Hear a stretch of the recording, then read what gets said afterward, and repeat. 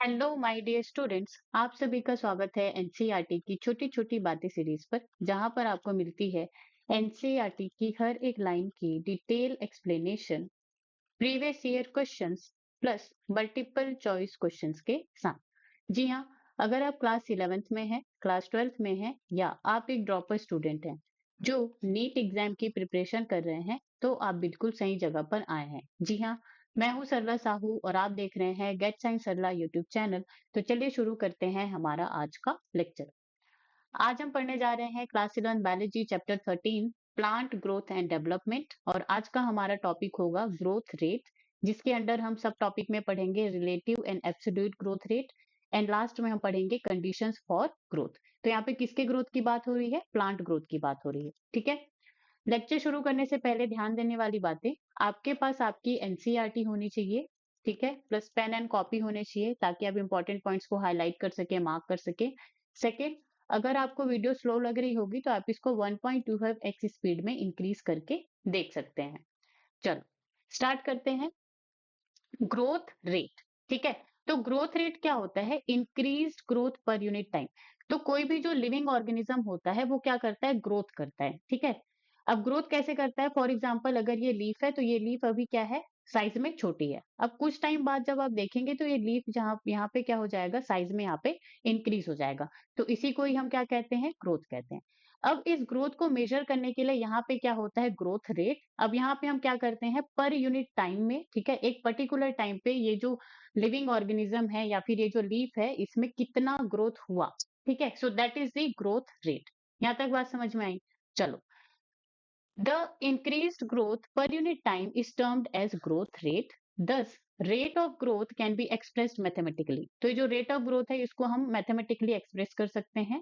An organism or a part of the organism can produce more cells in a variety of ways.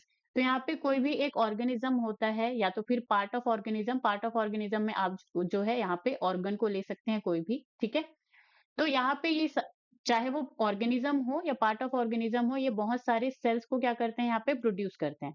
और उस sales को produce करने के यहाँ पे वैरायटी ऑफ वेज होते हैं, बहुत सारे तरीके होते हैं। इसी में हम एक तरीका देखेंगे अर्थमेटिक वाला और एक तरीका देखेंगे ज्योमेट्रिक ग्रोथ। ठीक है, तो यहाँ पे जो अर्थमेटिक ग्रोथ है इसमें क्या होता है?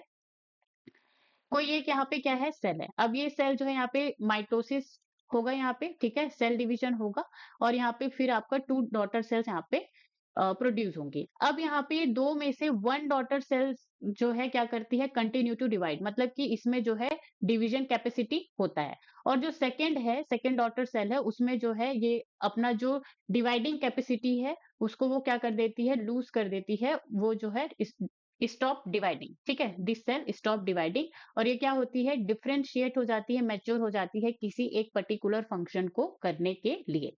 यहाँ तक बात समझ में आई? चलो, अब यहाँ पे जो सेल यहाँ पे कंटिन्यू टू डिवाइड है वो डिवाइड होकर के फिर से 2 सेल्स में यहाँ पे क्या होगी?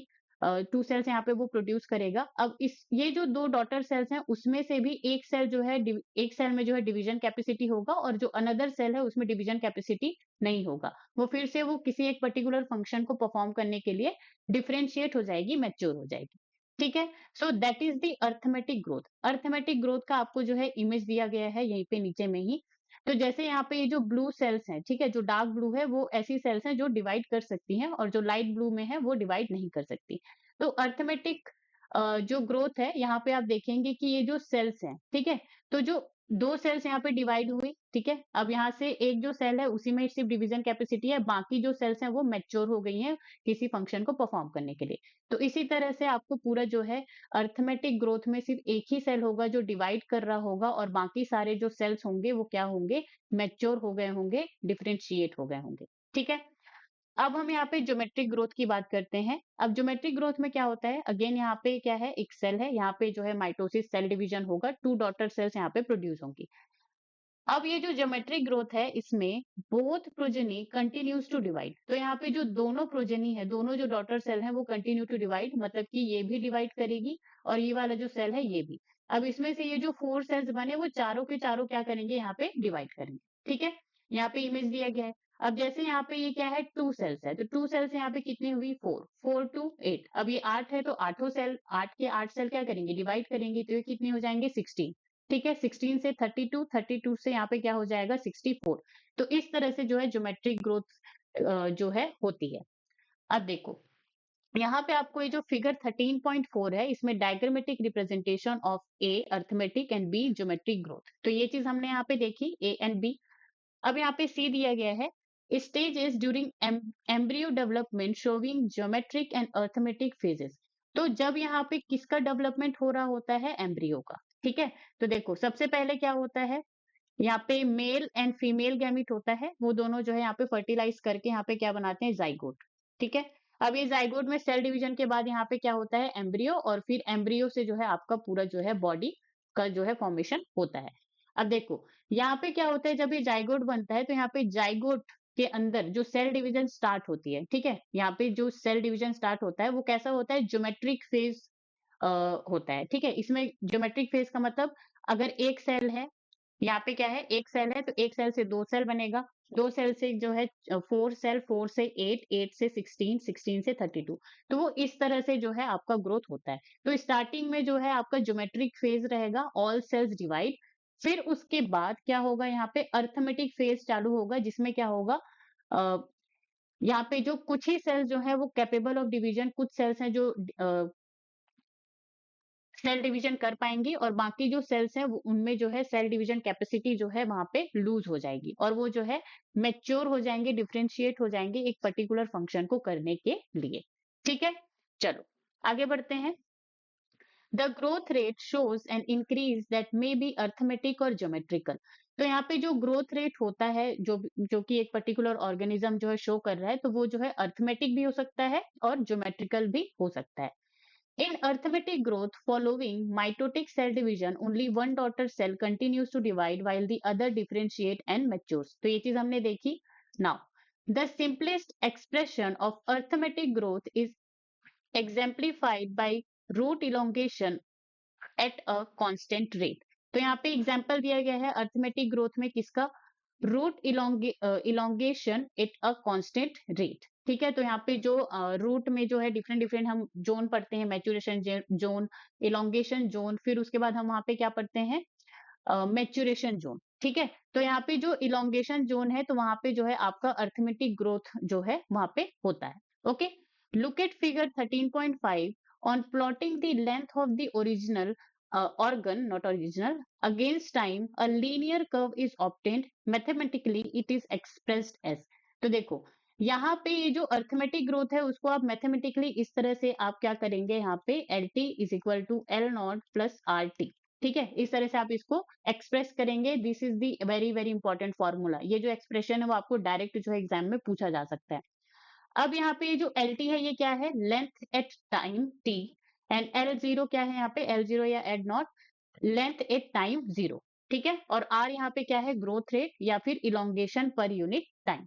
तो यहाँ पे आप देख सकते हैं ये जो फिगर 13.5 है, इसमें क्या दिया गया है, constant linear growth a plot of length L against time. तो इधर क्या है, हाइट ऑफ द प्लांट, मतलब कि लेंथ के बारे में बात हो रही है, और इधर जो है टाइम है। ठीक है, तो जीरो टाइम पे, टाइम अगर यहाँ पे क्या है, जीरो है, तो वहां पे जो है आपको कोई लेंथ देखने को नहीं मिल रहा है। फिर उसके बाद जैसे जैसे टाइम आगे बढ़ा, तब जाकर के आपका जो है यहाँ पे प्लांट में जो है ग्रोथ आपको देखने को मिल रहा है। और यहाँ पे जो है ये, इसको हम क्या कहते हैं, लीनियर कर्व कहते हैं। ठीक है, अर्थमेटिक ग्रोथ में आपको हमेशा जो है लीनियर कर्व देखने को मिलेगा, इसी को स्ट्रेट लाइन भी कहते हैं। तो यहाँ पे ये जो L T L naught plus R T है, इसको आप जो स्ट्रेट लाइन का जो ग्राफ में इक्वेशन होता है क्या, y is equal to M X, Y is equal to M X plus C, ये होता है। तो y तो यहाँ पे क्या हो गया, ये लेंथ हो गया। ठीक है, हाइट ऑफ द प्लांट, तो यहाँ पे ये जो है एल टी दिया गया है, एम एक्स, तो एक्स में आपका एक्स डायरेक्शन में क्या है, टी, तो एक्स की जगह टी आ गया, और एम की जगह यहाँ पे क्या आ गया, आर आ गया। तो यहाँ पे जो ग्रोथ रेट है वो आपका क्या हो जाएगा, स्लोप हो जाएगा। ठीक है, और सी यहाँ पे क्या, सी मतलब कि एल नॉट क्या हो जाएगा, यहाँ पे इंटरसेप्ट हो जाएगा। ओके, यहाँ तक बात समझ में आई। तो ये जो अर्थमेटिक ग्रोथ है ये आपको इसका डेफिनेशन पता होना चाहिए, प्लस इसमें लीनियर कर्व आपको देखने को मिलता है, और लीनियर कर्व में जो है आपको यहाँ पे ये जो एक्सप्रेशन है L T is equal to L naught plus R T, ये आपको याद होना चाहिए। ओके, चलो let us now see what happen in geometrical growth. अब यहाँ पे हम ज्योमेट्रिकल ग्रोथ के बारे में बात करेंगे। In most system the initial growth is slow, that is lag phase, and It increases rapidly thereafter at an exponential rate, log or exponential phase. Here, both the progeny cells following mitotic cell division retain the ability to divide and continue to do so. However, with limited nutrient supply, the growth slows down, leading to the stationary phase. अब देखो, ये जो geometric growth होता है, उसमें क्या होता है, both the cells formed after division continue to divide, तो ये चीज तो हमने देखी। Growth is exponential very rapid, तो यहाँ पे जो है ग्रोथ जो है बहुत तेजी से जो है वहां पे होता है। अब यहाँ पे आपको डिफरेंट फेजेस ऑफ ग्रोथ यहाँ पे देखने को मिलेंगे, जो कि हमने अभी इस पैराग्राफ में पढ़ी। तो सबसे पहला फेज होता है लैग फेज, तो लैग फेज में जो है बहुत ही स्लो ग्रोथ होता है, तो यहाँ पे जिसको इनिशियल ग्रोथ बोला गया है, ठीक है, इसको यहाँ पे क्या बोला गया है, इनिशियल ग्रोथ। तो जो भी इनिशियल ग्रोथ है वो बहुत स्लो होती है। उसके बाद जो है आपका जो है लॉग फेज आता है, जिसको एक्सपोनेंशियल फेज होता है, जहां पे जो है आपका जो ग्रोथ है वो रैपिडली जो है क्या होता है, यहाँ पे इंक्रीज होता है।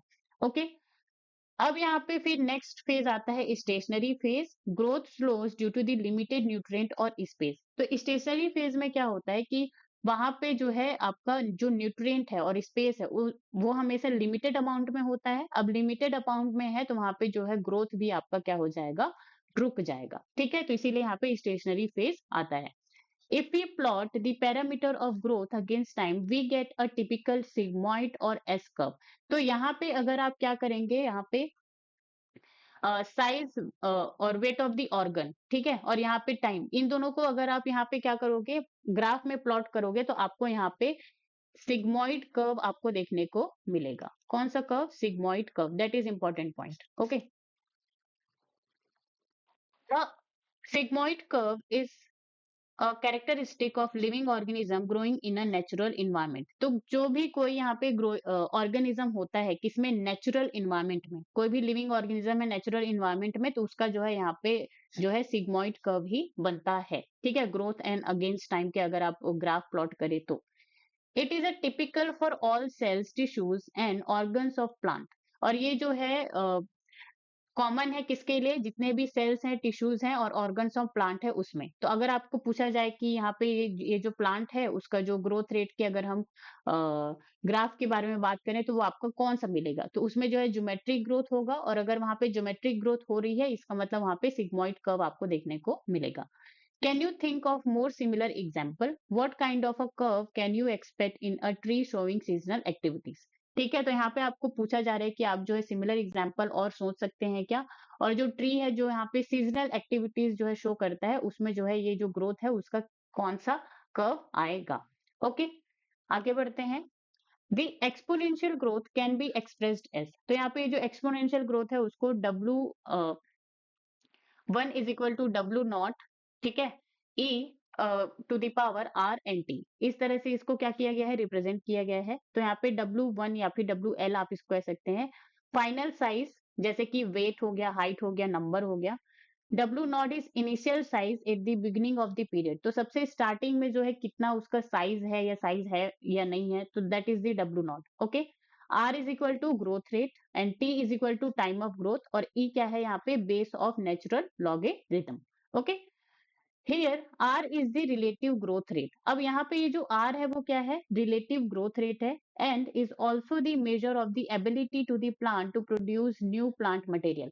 और आर आर यहाँ पे ये भी शो करता है, ये भी मेजर करता है कि ये जो प्लांट है, ठीक है, प्लांट में कितनी एबिलिटी है new plant material, new plant cells को प्रोड्यूस करने की, ये भी जो है ये जो रिलेटिव ग्रोथ रेट है, ये जो आर है वो बताता है। Reference to as efficiency index. Hence, the final size of WL depends on the initial size W0। So that is the important point कि ये जो फाइनल साइज है वो किस पे डिपेंड करता है, इनिशियल साइज पे डिपेंड करता है। ओके, तो इसको जो है हम अभी देखेंगे as a absolute growth rate और रिलेटिव ग्रोथ रेट के फॉर्म में। ओके, तो इससे पहले हम यहाँ पे ग्राफ को देखते हैं, figure 13.6। An idealized sigmoid growth curve typical of cells in culture and many higher plants and plant organs। ठीक है, तो यहाँ पे क्या हो जाएगा, सबसे स्टार्टिंग में जो है आपका इनिशियल जो फेज है, इनिशियल जो साइज या ग्रोथ में इंक्रीज है वो जो है बहुत ही स्लो होता है। क्या होता है, स्लो होता है, तो इसीलिए इसको यहाँ पे लैग फेज बोला जाता है। उसके बाद जब यहाँ पे न्यूट्रिएंट का सप्लाई जो है बहुत अच्छे से होता है, स्पेस होता है, ऑप्टिमम टेम्परेचर होता है, तो यहाँ पे जो ग्रोथ है वो बहुत ज्यादा रैपिडली क्या करता है, ग्रो करता है, तो इसको एक्सपोनेंशियल फेज बोला जाता है। फिर उसके बाद यहाँ पे क्या होता है कि जो न्यूट्रिएंट का जो सप्लाई है वो क्या हो जाता है, लिमिटेड हो जाता है। ठीक है, जो भी ऑप्टिमम जो चीजें हैं वो यहाँ पे लिमिटेड हो जाती हैं, तो ग्रोथ फिर वहां पे जो है कांस्टेंट होने लगता है, that is stationary phase. Okay, तो ये जो है आपको फॉर्मूला याद रखना है, सिग्मॉइड कर्व याद रखना है। चलो आगे बढ़ते हैं। अब हम यहाँ पे पढ़ेंगे relative and absolute growth rate. Okay, quantitative comparison between the growth of living system can also be made in two ways। तो ये जो relative and absolute growth rate है ये क्या है, क्वांटिटेटिव कंपैरिजन है। क्या है, क्वांटिटेटिव कंपैरिजन। तो यहाँ पे सबसे पहला आता है measurement and the comparison of total growth पर unit time is called absolute growth rate. तो यहाँ पे ये पहला क्या है, absolute growth rate AGR, increase in total growth पर यूनिट टाइम। मतलब कि यहाँ पे ये क्या है, लीफ है, ठीक है, ये यहाँ पे क्या हुआ, इंक्रीज हुआ। तो यहाँ पे जो है कितना, ठीक है, टोटल ग्रोथ यहाँ पे कितना हुआ पर यूनिट टाइम में, so that is the absolute growth rate. अब इसका जो फॉर्मूला है, इसको AGR is equal to del Y by del T. ठीक है, इसको अगर आप और यहाँ पे देखेंगे तो AGR is equal to final size, कि आपका जो है ग्रोथ के बाद कौन सा साइज है, फॉर एग्जाम्पल वो वाई डैश है, और इनिशियल साइज स्टार्टिंग में उसका साइज जो है कितना था, सो दैट इज इनिशियल साइज। ठीक है, तो यहाँ पे जो वाई डैश माइनस वाई है, इसको जो है डेल वाई से यहाँ पे रिप्रेजेंट किया गया है। ओके, और डिवाइडेड बाय डेल टी, तो यहाँ पे जो है आपका पर यूनिट टाइम आ जाएगा। अब ये जो टाइम है ये जो है पर मिनट हो सकता है, पर आवर हो सकता है, पर डे हो सकता है, पर 10 डेज भी हो सकते हैं। ठीक है, चलो रिलेटिव ग्रोथ रेट की बात करें यहाँ पे, the growth of the given system पर unit time expressed on a common basis, that is per unit initial parameter is called the relative growth rate. अच्छा, तो ये जो रिलेटिव ग्रोथ रेट है ना, वो किस पे डिपेंड करता है, इनिशियल साइज पे। ठीक है, तो वहां पे हम यहाँ पे थोड़ा सा कंपेयर करते हैं इनिशियल साइज एंड फाइनल जो हुआ है, ग्रोथ हुआ है उसके बीच में। ठीक है, टाइम के बेसिस पर। So that is the relative growth rate. इसका जो फॉर्मूला हो जाएगा आरजीआर, ठीक है, relative growth rate is equal to one by Y. अब यहाँ पे वाई क्या है, इनिशियल साइज है, ठीक है, divided by del Y divided by, not divided by, into del Y divided by del T. अब ये जो फॉर्मूला है ये क्या है, del Y by del T is equal, ये क्या है, एजीआर ही तो है। ठीक है, तो यहाँ पे आरजीआर इज इक्वल टू क्या हो जाता है, absolute growth rate divided by initial size. ये जो वाई है ये क्या है, इनिशियल साइज ही तो है। ठीक है, सो दैट इज द फॉर्मूला। अब हम यहाँ पे अब यहाँ पे आपको क्या दिया गया है, इमेज दिया गया है। In figure 13.7, two leaves A and B are drawn that are of different size but shows absolute increase in area in given time to give leaves A dash and B dash। ठीक है, इसको आप A1 और B1 भी पढ़ सकते हैं। However, one of them shows much higher relative growth rate, which one and why? तो यहाँ पे जो है आपको दो लीफ दी गई है, ए एंड बी, इनका इनिशियल साइज भी दिया गया है, फिर उसके बाद ये बढ़ करके ए डैश एंड बी डैश या फिर ए वन या बी वन में ये जो है इंक्रीज होती है। अब यहाँ से आपसे पूछा गया है कि ये जो है रिलेटिव ग्रोथ यहाँ पे शो कर रही है। तो इसमें से आपको पूछा गया है कि इसमें से one of them shows much higher relative growth rate. तो इनमें से ये दोनों में से एक में जो है रिलेटिव ग्रोथ रेट क्या है, ज्यादा है, तो वो कौन सा है, यही आपको यहाँ पे पूछा गया है। तो देखो, एजीआर का फॉर्मूला हमको पता है, ठीक है। अब यहाँ पे एजीआर मतलब कि absolute growth rate for leaf A is equal to, यहाँ पे क्या हो जाएगा, AGR is equal to final size. ठीक है, तो फाइनल साइज यहाँ पे क्या है, ए डैश है, तो AGR is equal to A dash, ठीक है, माइनस इनिशियल साइज ए यहाँ पे हो जाएगा। ओके, अब फिर यहाँ पे डिवाइडेड बाय डेल टी। तो यहाँ पे डिवाइडेड टाइम आप ले लो, चलो पर डे के हिसाब से हम यहाँ पे कर रहे हैं 1 डे। अब ये जो लीफ है, ठीक है, इसको सरफेस एरिया के हिसाब से क्या करते हैं, यहाँ पे मेजर करते हैं, तो इसीलिए यहाँ पे 7 सेंटीमीटर स्क्वायर यहाँ पे दिया गया है, आपका जो है यूनिट है उसको। ठीक है, तो यहाँ पे जो ए डैश का वैल्यू है वो कितना है, 10 सेंटीमीटर स्क्वायर, और जो 5 डैश का ये जो ए है इनिशियल साइज है वो कितना है, 5 सेंटीमीटर पर square. Okay, divided by 1 day. ठीक है, हमने 1 डे यहाँ पे टाइम लिया हुआ है। अब 10 में से 5 गया, यहाँ पे क्या हो जाएगा, 5। ठीक है, 5 सेंटीमीटर स्क्वायर पर डे के हिसाब से आपका जो है एब्सोल्यूट ग्रोथ रेट हो रहा है। ठीक है, एक दिन में जो है आपका इतना सेंटीमीटर स्क्वायर जो है ग्रोथ हो रहा है। तो यहाँ पे मैं यहाँ पे absolute growth rate for leaf A मैं क्या लिखूंगी, 5 सेंटीमीटर स्क्वायर। ओके, अब देखो, अब सेम चीज हम यहाँ पे किसके लिए निकालेंगे, लीफ बी के लिए निकालेंगे एजीआर, एब्सोल्यूट ग्रोथ रेट के बारे में। अब देखो यहाँ पे जो फाइनल साइज है जो कि B1 है, यहाँ पे क्या होगा, B1 माइनस यहाँ पे B होगा, तो फाइनल साइज यहाँ पे क्या है 55, तो 55 मैंने लिखा।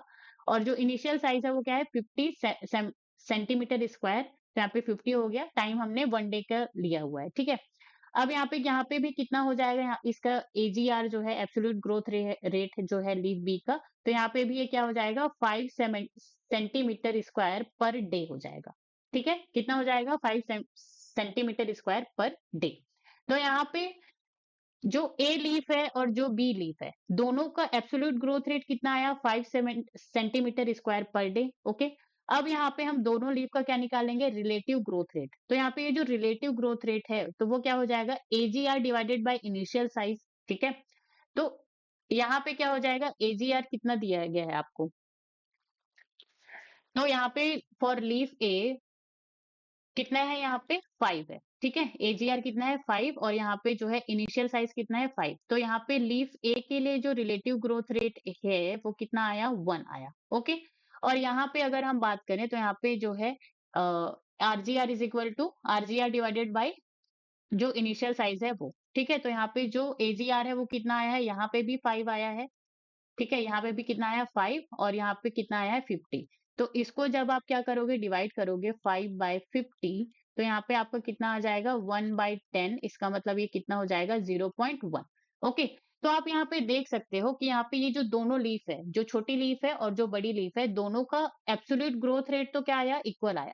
लेकिन जब आप यहाँ पे रिलेटिव ग्रोथ रेट निकाले तो ए का कितना आया, यहाँ पे आरजीआर यहाँ पे कितना आया 1 आया। ठीक है, और यहाँ पे जो ये है, जो बड़ी लीफ है, जो बी लीफ है, उसका आरजीआर यहाँ पे कितना आया है, यहाँ पे आपका 0.1 आया है। इसका मतलब रिलेटिव ग्रोथ रेट किसका ज्यादा है, यहाँ पे लीफ ए का जो है रिलेटिव ग्रोथ रेट ज्यादा है, और यहाँ पे जो लीफ बी है उसका रिलेटिव ग्रोथ रेट कम है। इसका मतलब सबसे ज्यादा ग्रोथ कहाँ पे हुई है, आपका जो है यहाँ पे जो लीफ ए है वहां पे जो है ज्यादा ग्रोथ हुई है।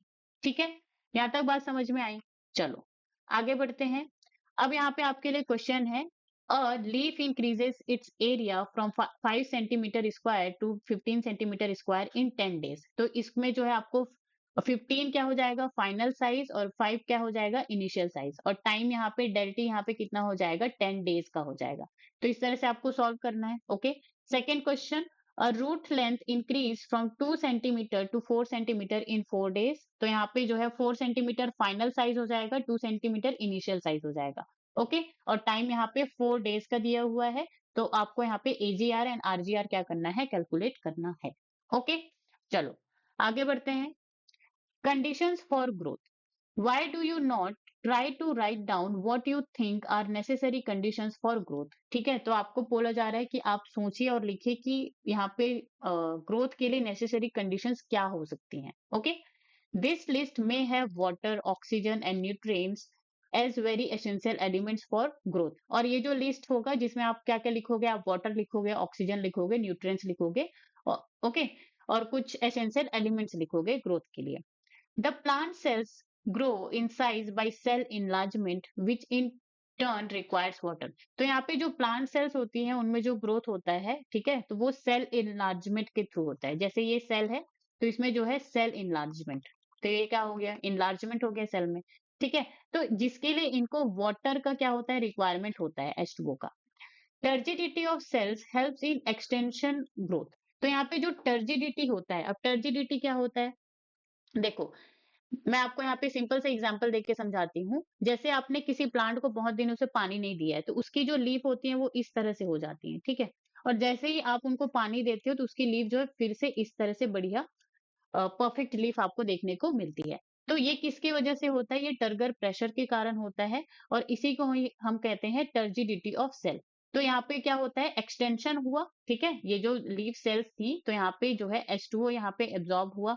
ठीक है, और यहाँ पे जो है टर्गर जो टर्गर प्रेशर है वो लगा, फिर उसके बाद यहाँ पे ये क्या हो गया, एक्सटेंड हो गई, ये जो लीफ है वो, ठीक है। तो turgidity of cells help in extension growth, thus plant growth and further development is intimately link to the water status of the plant. तो इसीलिए यहाँ पे बोला जा रहा है कि ये जो plant growth and further development है वो किससे जुड़ा हुआ है, वाटर स्टेटस ऑफ प्लांट से जुड़ा हुआ है, ठीक है। Water also provides the medium for enzymatic activities needed for growth, that is very important line, कि वाटर जो है यहाँ पे एंजाइमेटिक एक्टिविटीज के लिए मीडियम प्रोवाइड करता है, जो कि जरूरी है ग्रोथ के लिए, ठीक है। तो वाटर के बारे में हमने क्या क्या पढ़ा, needed for the cell enlargement, cell को यहाँ पे एक्सटेंशन, ठीक है, बड़ा करने के लिए ये जरूरी होता है। Maintain turgidity of cell helping in extension growth, act as a medium for enzymatic activities and activities necessary for the growth, ठीक है। Oxygen helps in releasing metabolic energy essential for the growth activities. तो यहाँ पे oxygen क्या help करता है growth में, देखो जो भी फोटोसिंथेसिस में ग्लूकोज या सुक्रोज बन रहा है उसको ब्रेक डाउन करके एनर्जी में कन्वर्ट करना है, तो उसके लिए आपको जो है ऑक्सीजन की जरूरत पड़ेगी, ठीक है। रेस्पिरेशन में हमने ये पढ़ा। तो ये जो ऑक्सीजन है वो मेटाबॉलिक एनर्जी को क्या करेगा, रिलीज करने का काम करेगा, और फिर उस एनर्जी को ग्रोथ एक्टिविटीज में क्या करेंगे, खर्च करेंगे, एक्सपेंस करेंगे, okay. Now nutrients, macro and micro essential elements are required by plants for the synthesis of protoplasm and act as a source of energy। तो यहाँ पे फिर न्यूट्रिएंट्स की बात आती है, मिनरल्स की, तो यहाँ पे macro nutrient and micro nutrient की बात आती है, जो कि प्रोटोप्लाज्म सिंथेसिस का काम आता है। प्रोटोप्लाज्म क्या होता है, न्यूक्लियोप्लाज्म, न्यूक्लियस के अंदर जो भी मटेरियल है, और साइटोप्लाज्म के अंदर जो भी मटेरियल है, दोनों को एक साथ क्या बोला जाता है, प्रोटोप्लाज्म, ठीक है। They also act as a source of energy and building materials for cell structure, और ये जो न्यूट्रिएंट्स है वो क्या करते हैं, सोर्स ऑफ एनर्जी का भी काम करते हैं और मटेरियल्स को बिल्ड करते हैं, बनाते हैं सेल स्ट्रक्चर में, ओके। अब यहाँ पे जो मैक्रो न्यूट्रिएंट्स है, माइक्रो न्यूट्रिएंट्स है, इसका जो है यहाँ पे आपको एग्जाम्पल दिया गया है, ठीक है। माइक्रो न्यूट्रिएंट्स में क्या होता है, मैक्रो न्यूट्रिएंट्स का मतलब इनका जो कंसंट्रेशन है, रिक्वायरमेंट है, वो हमेशा जो 10 मिलीमोल पर केजी के हमेशा क्या होना चाहिए, मोर देन होना चाहिए, हमेशा उससे ज्यादा ही होना चाहिए। माइक्रोन्यूट्रिएंट क्या हो जाएगा, उसका कंसंट्रेशन जो है लेस देन 10 मिलीमोल पर केजी के हिसाब से यहाँ पे होना चाहिए, और ये जो वेट है ये ड्राई वेट में हम बात कर रहे हैं, ओके। मैक्रोन्यूट्रिएंट्स क्या हो गया यहाँ पे, carbon, hydrogen, oxygen, nitrogen, phosphorus, potassium, calcium, magnesium, sulphur, okay. Micronutrient में iron, manganese, copper, zinc, boron, molybdenum, chlorine and nickel, ठीक है। तो ये जो एग्जाम्पल है आपको याद रखने हैं। जो ओल्ड एनसीईआरटी थी उसमें जो है ये जो पूरे मैक्रो एंड माइक्रो न्यूट्रिएंट्स के बारे में डिटेल में दिया गया था, लेकिन न्यू एनसीईआरटी में नहीं है, और ना ही आपके जो नीट का सिलेबस है उसमें है, ओके। तो आप जो है थोड़ा सा यहाँ पे कौन कौन जो है मैक्रो एंड माइक्रो न्यूट्रिएंट होते हैं बस वो याद कर लीजिए। Now, in addition, every plant organism has an optimum temperature range best studied for its growth। तो यहाँ पे जो है अगर आपको प्लांट को एक मैक्सिमम आपको ग्रोथ करवानी है, तो आपको जो है वहां पे ऑप्टिमम टेम्परेचर रेंज का भी रखना जरूरी है, ठीक है। ऑप्टिमम टेम्परेचर रेंज भी वहां पे होना जरूरी है। Any deviation from this range could be detrimental to its survival. अब अगर इस टेम्परेचर जो ऑप्टिमम टेम्परेचर रेंज है, अगर उसके आप बहुत ज्यादा हाई टेम्परेचर दे दो, या फिर भले ही आप उसको बहुत ज्यादा लो टेम्परेचर दे दो, तो वो जो है वहां पे प्लांट का सर्वाइव करना वहां पे बहुत मुश्किल हो जाएगा, ठीक है। Environmental signals such as light and gravity also affect certain phases and stages of growth। तो जैसे कि environmental signals, for example light and gravity भी यहाँ पे क्या करती है, स्टेजेस या फिर phases of growth of plant को क्या करती है, अफेक्ट करती है। So these are the conditions for growth. आपको जो है वाटर तो चाहिए ही चाहिए, साथ ही साथ आपको न्यूट्रिएंट भी चाहिए, ऑक्सीजन भी चाहिए, ठीक है। ऑप्टिमम टेम्परेचर रेंज होना चाहिए, और वहां पे जो इन्वायरमेंटल सिग्नल्स है, लाइट है, ग्रेविटी है, ये सारी चीजें प्रॉपर होनी चाहिए, तभी जो है आपका प्लांट जो है अच्छे से ग्रोथ एंड डेवलपमेंट का जो है प्रोसेस वहां पे होगा, ठीक है। So that's it for today guys, thank you so much for the watching. अगर आपको वीडियो अच्छी लगी हो तो like, share and subscribe the channel, और कोई भी डाउट हो तो आप मुझे डाउट कमेंट सेक्शन में आप मुझे पूछ सकते हैं, ठीक है। So stay tune on get science Sarla YouTube channel.